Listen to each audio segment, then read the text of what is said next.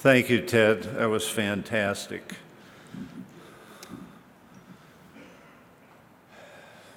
Good morning. Welcome to our members and our guests. It is indeed a pleasure and an exceptional honor to present the Presidential Address for the 138th Annual Congress of the American Surgical. I am indeed blessed to have served for the past year as the president of this association, representing the leadership in academic surgery in America. I have always had the utmost respect for this organization and our outstanding membership, and I never dreamt that I would one day be given the great privilege of serving as its president. Before I begin, as you heard, I want to acknowledge a few very special guests in the audience. My wife, Lauren, my son, Michael, and my daughter, Princess Anna, of whom I am most proud and who have been my constant support, life balance, and soul throughout my career. I cannot begin to adequately thank Lauren, Michael, and Anna. They have sacrificed through the many distractions created by my career and have always been there to support, console, and provide unlimited love. It is truly a great joy that they have been able to be here to attend the meeting to celebrate with me. When contemplating the subject for my address, as many who have opined before me found it indeed a daunting challenge. The options were many, but I searched for a topic I hope would be current and relevant for this audience and the membership. In the end, the various options melded into one. I decided to address a core tenet of our laudable association.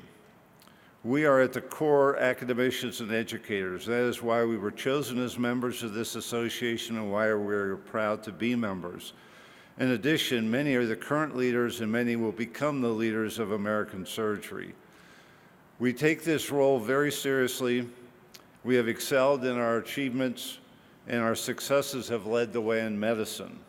Fulfilling this role is in so many ways our calling. As an organization, we have had a busy year, and you've heard bits and pieces of it, but I believe that we have taken on the challenges that are facing the organization and academic surgery as we transition through dramatic changes in our greater society and in academic medicine. The vitality and leadership of this organization is unparalleled, and it is indeed appropriate to continue our role of leadership in supporting and moving these initiatives forward. As mentioned by our immediate past president, Dr. Keith Lillymo, in his presidential address, mentorship is a long-standing core tenet of academic surgery. The inherent value of mentorship has been well established and ingrained in our fabric.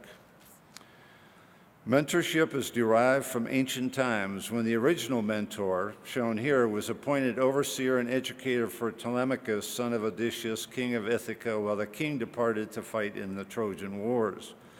While the challenges that Telemachus was facing to fend off men trying to take over his house and seduce his mother were quite different from current professional challenges, challenges of providing mentorship, although they have constantly evolved, still remain.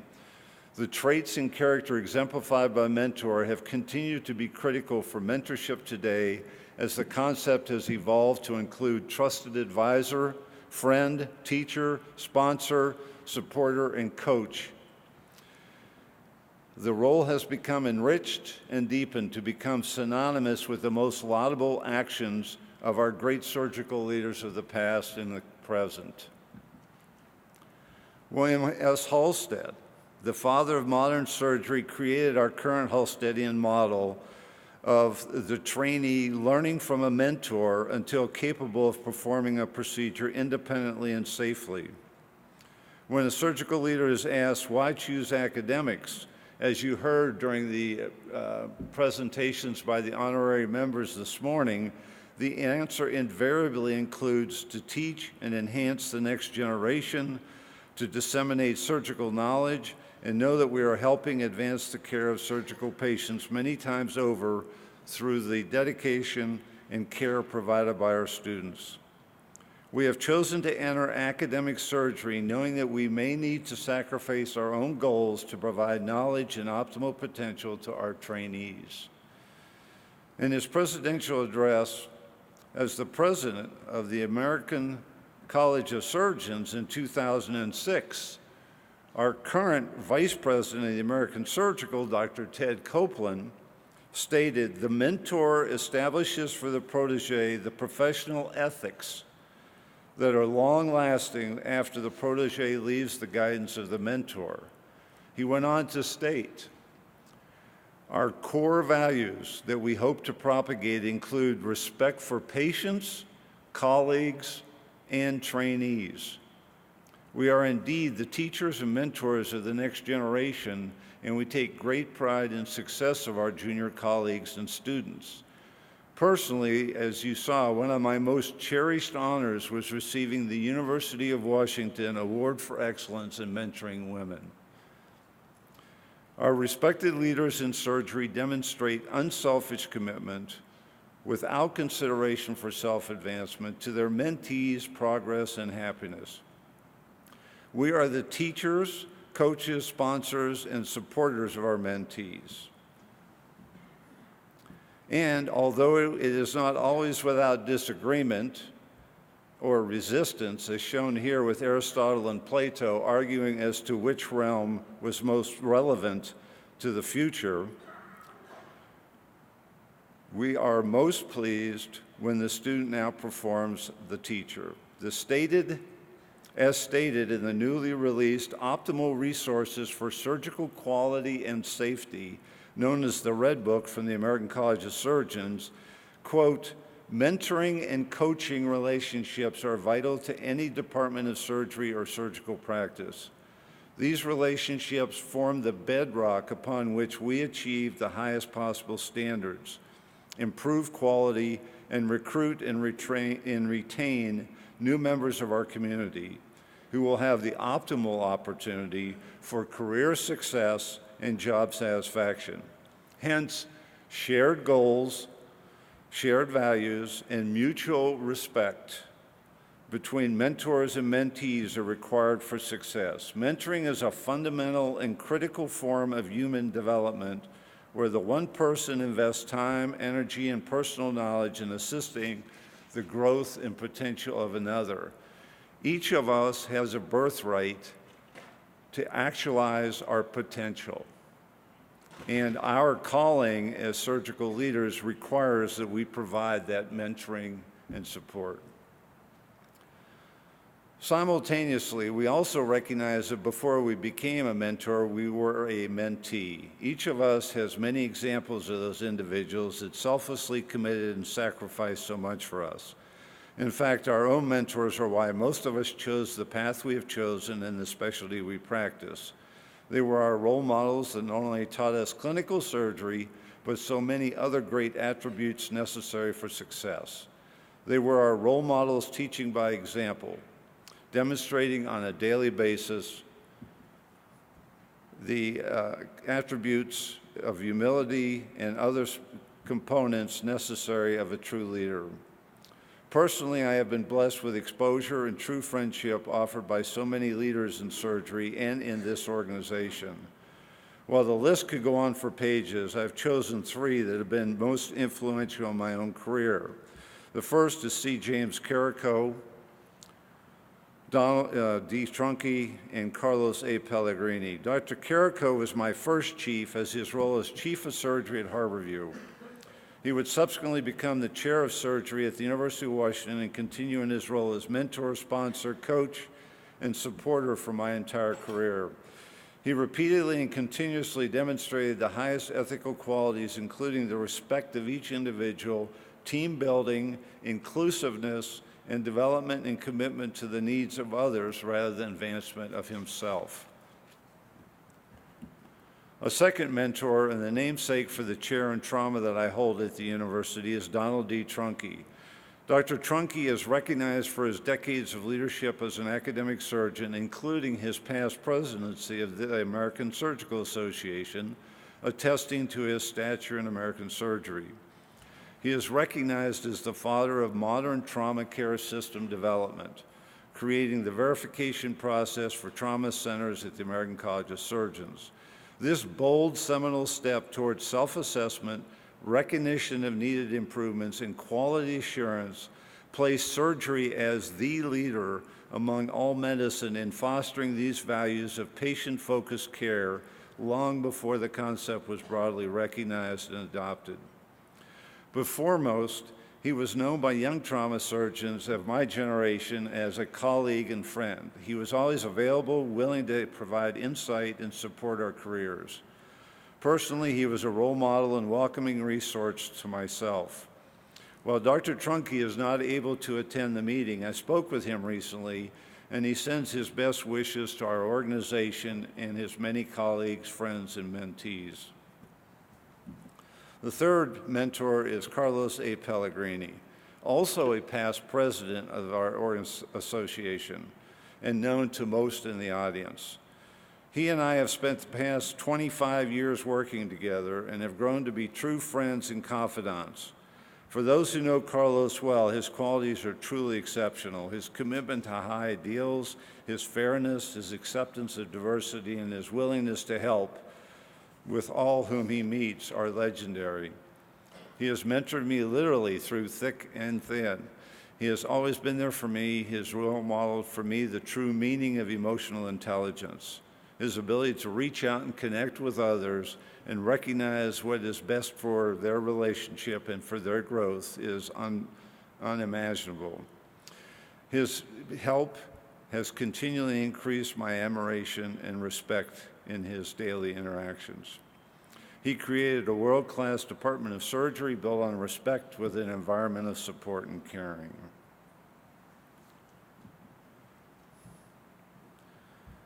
Last year, in his excellent presidential address, Keith Lillimo asked in his address, surgical mentorship, a great tradition, but can we do better for the next generation? Or to rephrase, do we as mentors need to further evolve and broaden our reach to better optimize the inherent potential of all members of our surgical communities? To begin to address the multiple issues and rapid changes affecting our greater society, and to explore how the American surgical might address the challenges within academic surgery, I appointed an ad hoc task force on equity, diversity, and inclusion. I charged the task force to identify and define the issues, but most importantly, propose processes and mechanisms to achieve the necessary changes and to utilize as potential approaches to better achieve equity, diversity, and inclusion in our academic homes. The work product was to be similar to the approach of the seminal documents by the American College of Surgeons, the Resources for Optimal Care of the Injured Patient, which has been an international landmark, and the newly produced product I mentioned, Optimal Resources for Surgical Quality and Safety. A call for volunteers to participate produced an overwhelming response, including 63 of our members, including many of the current thought leaders and champions in these arenas. The results of the excellent commitment, extensive deliberations, and numerous conference calls over the ensuing months led to the production of a work product, a playbook, if you will, to enhance documentation, recognition, insights, and inclusivity-driven advice, including linkages to guides, surveys, assessments, key performance initiatives, and benchmarks that can be used by any member of our academic families to optimize involvement, growth, success, and happiness. The document, now entitled Ensuring Equity, Diversity, and Inclusion in Academic Surgery, in its final draft form was presented to the Executive Committee for review and consideration and was approved upon its final completion for access and dissemination through the association website. The goal of our project is to produce a living document which will hopefully continue to mature and evolve to provide assistance to our academic communities and departments to achieve the goals we all aspire to reach. Our calling and what it entails is at the core of our profession and is indeed the right thing for us to do. We have long recognized the inherent good of committing to equity, diversity, and inclusion. In 2004, an IOM report identified the urgent need for increased diversity in medicine. The report proposed that diverse healthcare providers would lead to improved access to care for minorities, permit better communication with patients, and produce greater patient-centered care. Now is the right time to confirm our commitment to address this need to move forward and become the leaders for change. A unique and enduring concept of the discipline of surgery is the legacy of critically identifying problems and working to eradicate or improve areas where we fall short. Surgeons have traditionally treated all patients equally and respectfully. However, in contrast to the many areas where surgery has blazed new trails, surgery has been slow to ensure equity and embrace diversity, whether gender, race, ethnicity, sexual orientation, or other metric within surgery. It is time to move beyond recognizing the absence of diversity in the surgical family and identify the goals and behaviors that can achieve greater diversity and inclusion.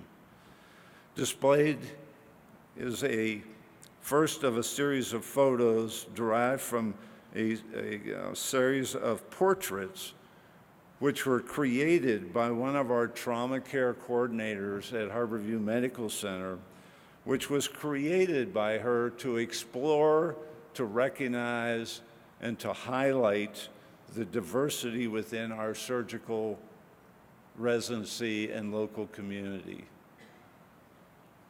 We need to extend to each member of our surgical family the same considerations with which we have traditionally treated our patients. In the Fellows Pledge of the College, each initiative declares, "I pledge to pursue the practice of surgery with honesty and to place the welfare and the rights of my patient above all else. I promise to deal with each patient as I would wish to be dealt with, and if I were in the patient's position, and I will respect the patient's autonomy and individuality." In fact, in recognition of our current highly diverse society, this tenet, based on the Golden Rule, has actually been modified to the Platinum Rule, where we, in fact, deal with our patients not only as we would wish to be treated ourselves, but as they, based on the entirety of their own unique intersectionality, want to be treated themselves. Equity for all is an intrinsic ethical value and a human right which mandates diversity and inclusion within the community, adding both intrinsic and extrinsic value to the community. Just as surgeons have committed to the benefits of adopting to new techniques and technologies that benefit our patients, we must also adapt our behaviors to improve equity and thus better our surgical community and our society. While we cannot alone change the culture in which we live and practice, we can be catalysts to greater equity in society, which will improve us all. Surgery departments should reflect the broader community or society in which we function. The AAMC has adopted the definition, quote, "underrepresented in medicine, URIM, means those racial and ethnic populations that are underrepresented in the medical profession relative to their numbers in the general population." Academic surgery should lead by example through making concerted efforts to increase diversity and inclusion. Creating and dispersing knowledge that optimally serves the public good is only possible in an environment in which a broad range of perspectives can be voiced and explored. Increased diversity and inclusion in surgery will lead to a greater appreciation of differing points of view about what is best for the increasing diversity and intersectionality of our patient populations. Innovation and creativity depend on and increase with diversity. Diversity is crucial to our success. Diversity will help us toward breaking down the implicit and explicit biases that have perpetuated the underrepresentation of women in URIM in so many facets of surgery. Diversity and inclusion in surgery will further facilitate recruitment and retention, make patients more comfortable with their care, break down barriers to our diverse patient communities, and produce leadership by example by the academic community. In addition, these changes are supported by significant extrinsic benefits. There is increasing documentation from the business and financial spheres that more diverse companies, both gender or ethnic diversity, are more profitable. Groups perform better when the best individuals and the more diverse the team, the better the overall function. And industry groups with differing viewpoints and perspectives have the best result. Furthermore, we have learned from the analogs with the airline industry and others that horizontally integrated teams have enhanced performance and safety. Similarly, in medicine, our overarching goal is to produce better results to enhance patient outcomes and satisfaction. So, where are we currently? How have we done? One can point to the definite successes and progress in society medicine and academic surgery. The ACGME reports that for the first time in 2017, the entering medical school class will have more females than males.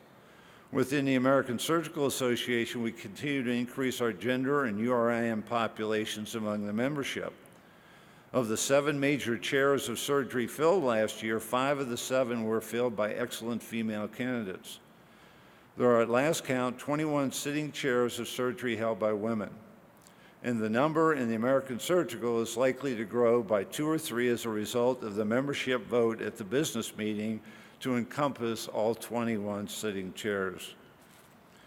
Of the 101 applicants to the American Surgical, 27% were women. The final list for recommendation for membership included 21, which is 34% of the total 62 recommended. Similarly, we are encouraged by increasing involvement of URIM, academic surgery, and the American Surgical Association.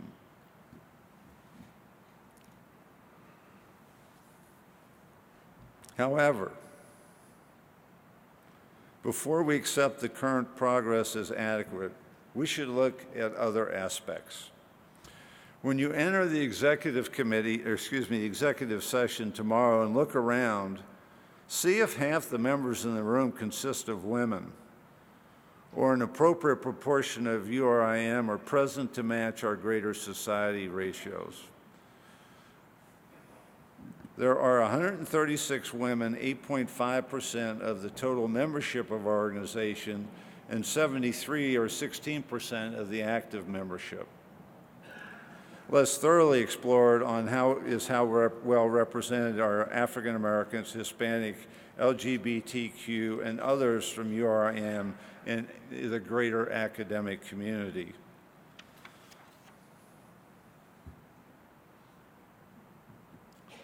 On this graph are composites that show the current status of females in academic surgery. This was presented recently by the Surgical Women's Group of my home department at their annual grand rounds. As you can see, 2 take-home points. Although as assistant professors, the break is 50-50, by the time we reach professors, less than 10% are females compared to males. And over here is a very telling figure that while it is true that it takes growth and progression through the ranks, which takes a lag phase, what is also true, as shown here at the pointer, is that it will require, with our current progress, 121 years to rectify the imbalance and level the field. To most, this is a large number. And with the less well-represented URIM in the pipeline, the overall imbalance will require even more effort for the academic community to reach a mirror image of the diversity in our society. In addition, as we just heard in the previous presentation, an easily obtained and objective monitor of this ongoing inequity is the assessment of reimbursement matched to rank, RVUs, other benchmarks. This is the latest self-reported poll from physicians across the country revealed that salaries for females are on average 28% less in this year, 2018, than their male counterparts. Disturbingly, this gap has not gotten better, but actually is worse than the 26.5% that was reported last year by the same group. Our calling. What can or should the surgical academic community do, and how should the American Surgical provide support and leadership to help departments achieve equity?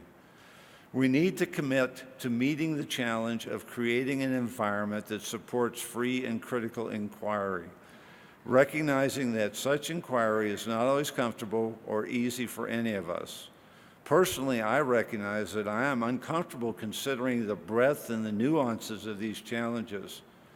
I do not hold myself as an expert or an established leader in this field. However, I take on the challenge to openly discuss and commit to the vast and rapid changes in societal expectations as a necessity and inherently right thing to do. There are those who are true leaders in this movement in the audience and who participated on the task force, and to them I give great thanks for assisting me in the great amount of information I have learned, the knowledge I have taken on, and for assisting me in providing this presentation.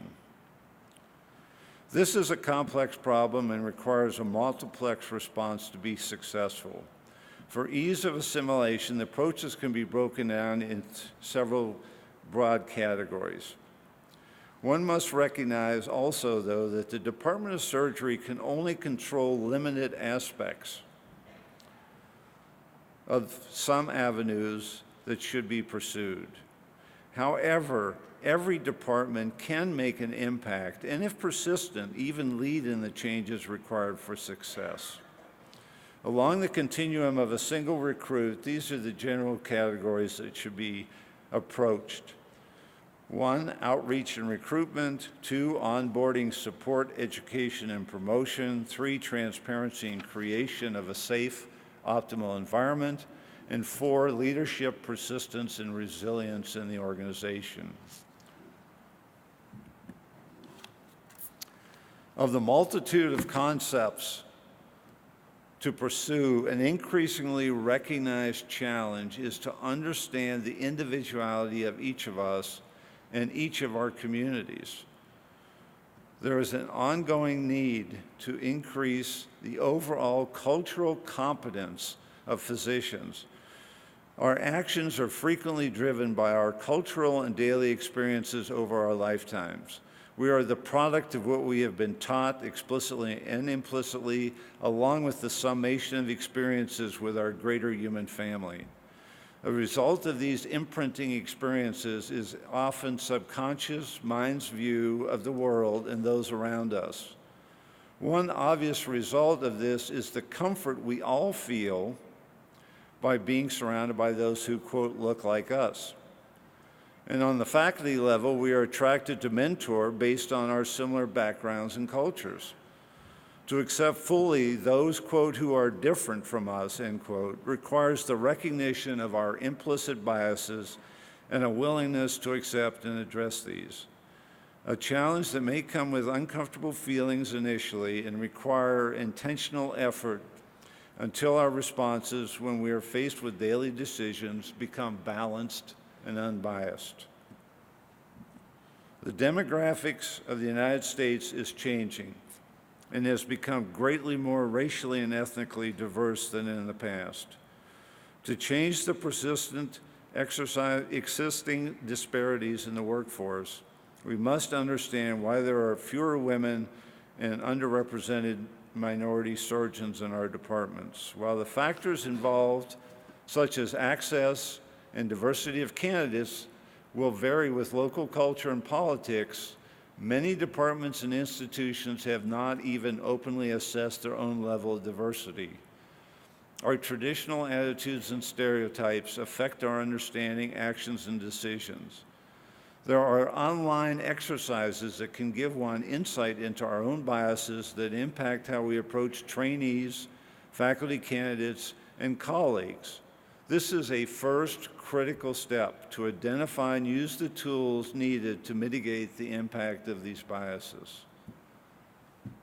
Common daily expressions of implicit biases frequently produce microaggressions. The term microaggression was coined in 1970 to describe the often subtle insults and dismissals by non-Black Americans toward African Americans. Categorized into three forms: micro-assault, micro-insult, micro-invalidation, they are brief everyday exchanges that send denigrating messages to select individuals based on components of their intersectionality. These go well beyond race into potentially all facets of intersectionality, from social status, religion, gender, ethnicity, sexual orientation. We need to move beyond mere recognition that in addition to explicit bias, these implicit biases exist, and proactively strive to create an environment that promotes safety, advocacy, equity, and inclusion for all. And how do we achieve these goals? The leadership of academic surgery can enable us to reach these goals, I believe. There are many avenues that contribute to this potential. To affect change in any large traditional organization, a similar set of events must occur. First, pre-contemplation. The current status quo is accepted. Secondly, one recognizes there's a lack of equity and diversity and that there's preparation for plans to improve the problem. Third, action is instituted when specific behavioral changes are created through programs and other activities. Fourth, there has to be maintenance with ongoing monitoring to document success and share the success in diversity of hires, retention, promotion, invited speakers, development of diversity committees, and composition on key committees. This public display of transparency will not only benefit the growth of success for the department, but will influence and benefit other departments in the entire institution. How do we enhance our equity and diversity? At the department level, the chairs of surgery face many challenges. However, I'm not sure you can read this in the back. It says, at this departmental meeting, what if we don't change at all and something magical just happens? Which is what leads us to the top of the cartoon. Every system is perfectly designed to get the results it gets. We need to face this. To successfully overcome the difficulties, organizational changes, to address areas of concern, and delineating areas of focus to facilitate recruitment is crucial. Creating an environment where diversity is valued and support for women and URIM faculty is present is the basis for change. The first step to creating this environment is recognition. A simple start is to count the number of women and URIM faculty on your department. Do the numbers approach the percentage in your community?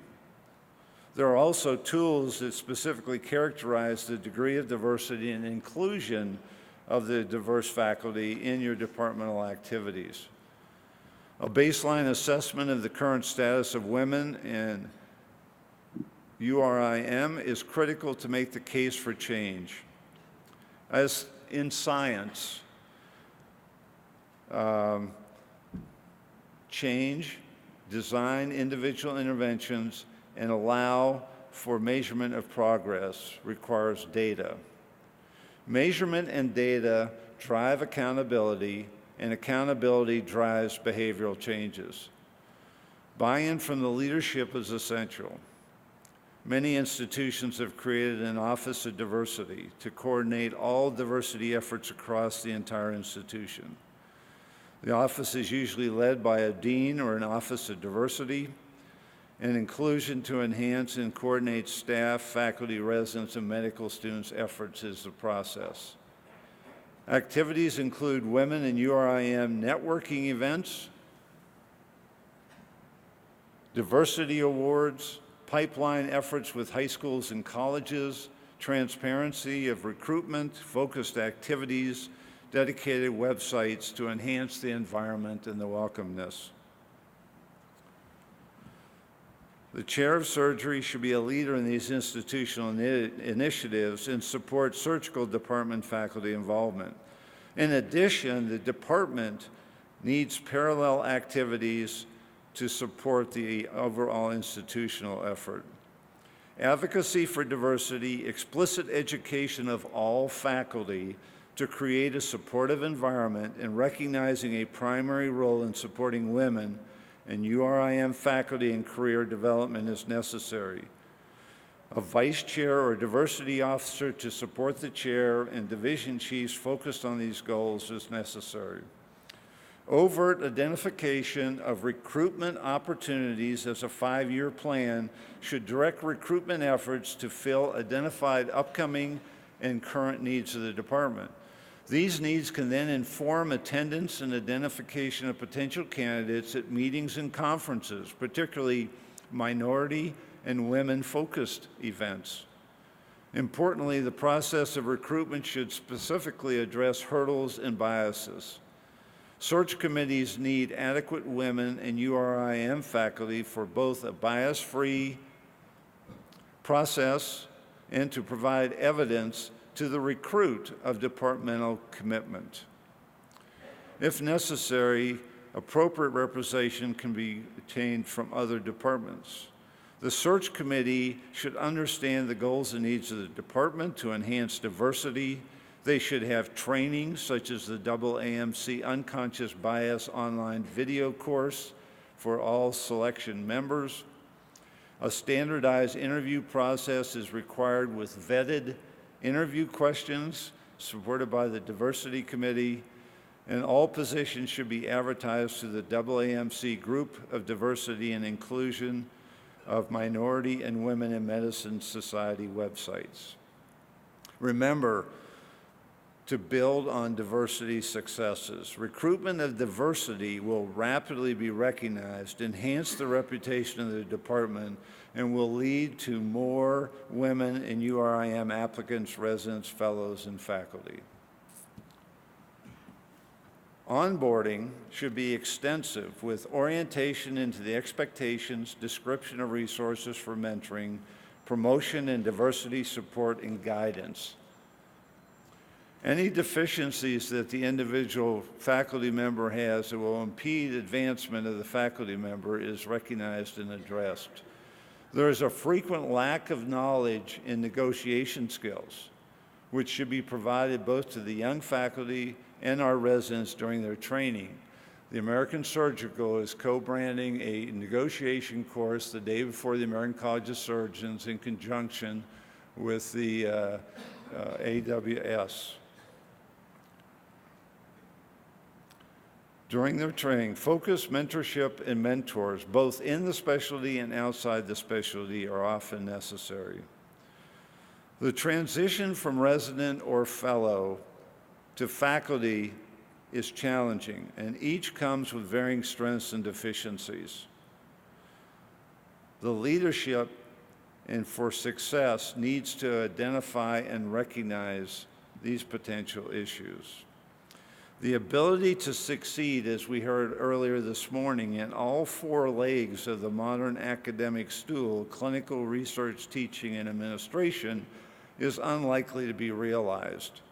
Reality and expectations and need to define one's niche and focus for greatest success often requires assistance for insight from modern-day mentors. The increasing self-selection by residents for additional training and fellowships is beneficial, but still not completely sufficient. The reduction in work hours, the reduction in experiential knowledge, and the lack of potential senior support hampers the progress of the young faculty. The department of today must provide outcomes monitoring, mentorship, and educational intervention to provide training and support for optimal care.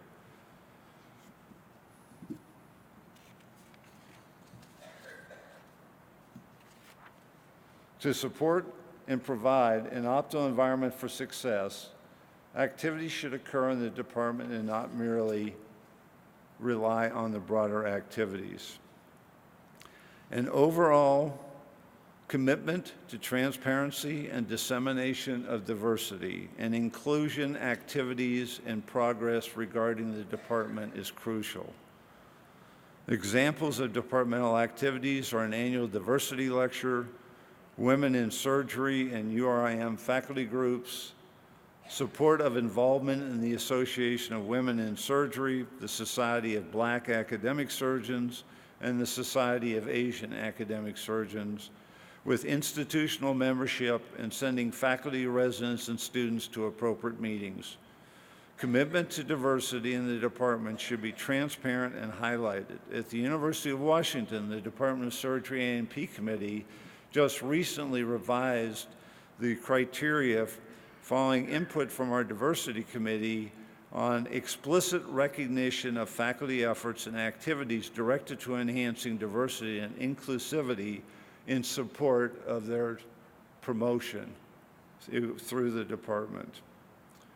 Similarly, as we heard in the previous presentation, compensation should be determined by objective criteria recognized and known by all, and if equality in pay is not achieved, the basis of the disequity should be transparent and based on objective criteria. In addition, recognition of family and child-rearing needs, from parental leave policies that include both mothers and fathers to lactation stations to off-hour child care support, create a caring environment.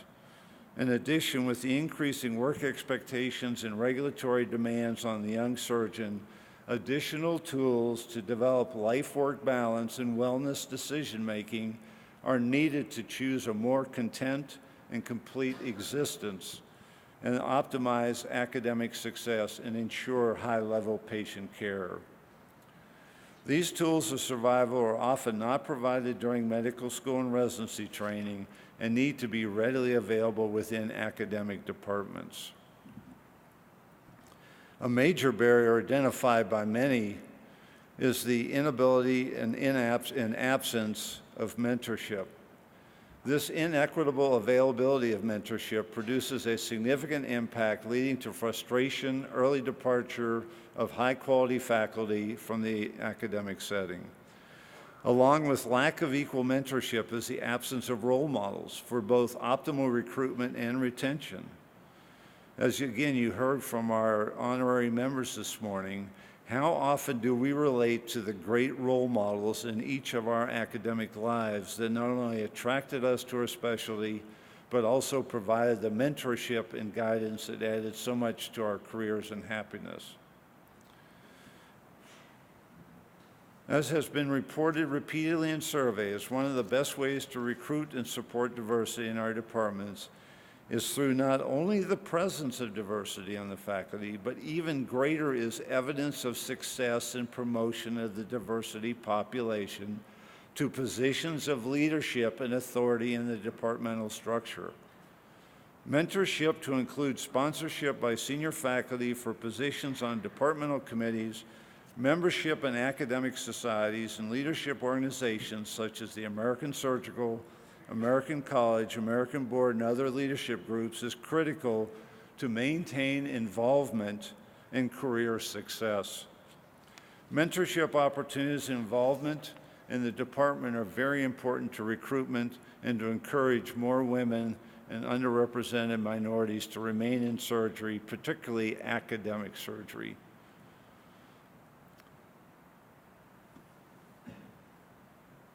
A final critical component is development of a safe and inclusive environment. The environment needs to be welcoming and include all members of the community. It requires that each person be treated with respect.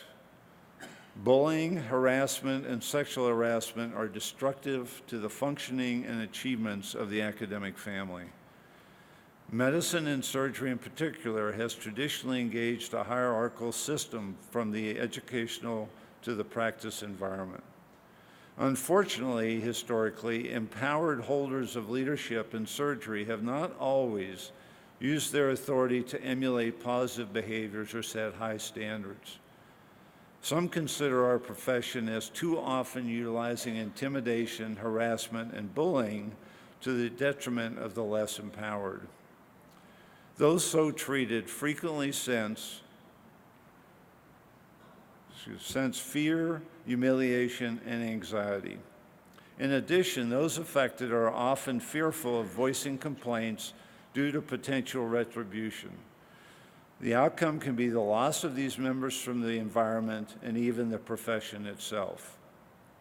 In addition, the negative impact on the environment impacts patient care, leading to flawed team performance and impaired patient safety. And while any vulnerable group can be impacted, most commonly the targets are minority groups, including women, racial, ethnic, LGBTQ, religious faith, or national origin.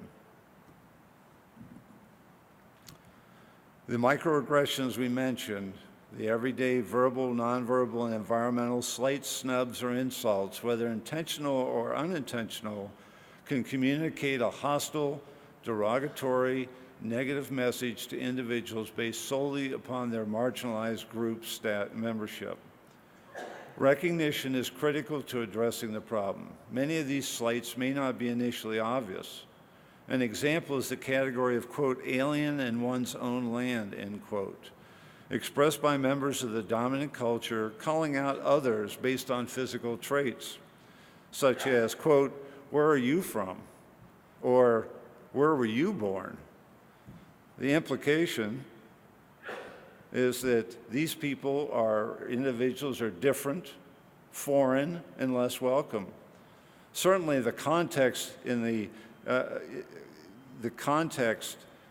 of the question is pertinent. The relationship to the individual and the generality of the inquiry to all present change the intent and impact of the message. But there are many other examples similarly that can be very destructive. To begin to understand the problem, I recommend you read and complete the exercise for your homework, recognizing microaggressions and the message they send. Harassment can be used to discredit a person, challenge one's professional status, or be sexual in nature. It is an act of systematic and/or unwanted actions, including threats and demands. Harassment is more common in hierarchical professions such as the entertainment industry, management, and medicine. A recent review of training programs found a higher incidence in surgery compared to other specialties. Verbal harassment was reported in one study by 63% of the respondents, and physical harassment by 15%. In addition, bullying is common. A recent UK survey reported 30% of the junior doctors had been bullied, most by senior doctors. In addition, harassment is not always recognized, and there is a need to improve situational awareness and provide tools to educate and mitigate behaviors. Another use of harassment is to question an individual's competence and accomplishments to discredit the individual, often with the goal to drive them out of the system. An important challenge for leadership in academic surgery is to define the line between, quote, high professional expectations and harassment, end quote. In response to their surveys, the Royal Australasian College of Surgeons and the Royal College of Surgeons of Edinburgh have both initiated major educational campaigns over the last year and have apologized for discrimination, bullying, and sexual harassment.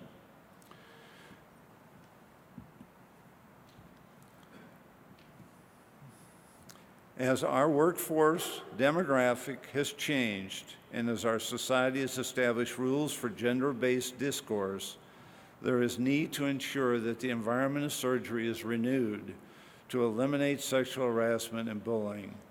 Periodic surveys of the environment are necessary to assure that the behavior is not ignored. Explicit policies of expectations and safe avenues for reporting should exist. Clear expectations from leadership are required. As you heard mentioned earlier, at the Friday night banquet, the American Surgical Association invites you to participate in the recognition of those who have felt disrespected, harassed, excluded, or discriminated against in the surgical community. To demonstrate our present and future commitment to inclusivity and respect for all, ribbons will be available at the banquet for all attendees to wear as a symbol of support. I welcome you to join in this support. Continuous, ongoing self-assessment is a key to achieving tractable success in diversity and inclusivity, recognition of explicit and, more importantly, implicit bias, and development of emotional intelligence are necessary to mitigate the impact.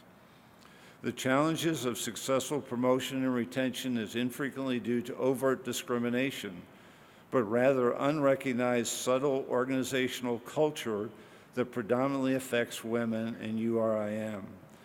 The ideal academic department provides equal access to knowledge, opportunities, resources, recognition, and leadership roles for each member, while supporting the whole person and their life balance. As we apply our industry inquisitiveness and compassion to the challenges of current change and the demographics and societal expectations, surgery and the surgeon, I would propose, will again produce the changes needed to lead in medicine and in society. Our calling brings to us the best and the brightest future stars. This organization is living proof of the continuous evolution and constant infusion of the new leaders in academic medicine. The outlook is indeed encouraging. Hopefully, these thoughts, derived in part from the Ensuring Equity, Diversity, and Inclusion in Academic Surgery work product, created by a cadre of dedicated, thoughtful members, will help to stimulate and encourage the process in our community. Our calling is to help ensure success for our students, residents, fellows, faculty, and peers. We are here because of this calling, and we accept it willingly. Our challenge is to recognize the evolution in our society, the corresponding changes needed, and to reach and maintain our goals. We need to produce sustained systems for assessment, direct programs, and benchmarks as needed to maintain success.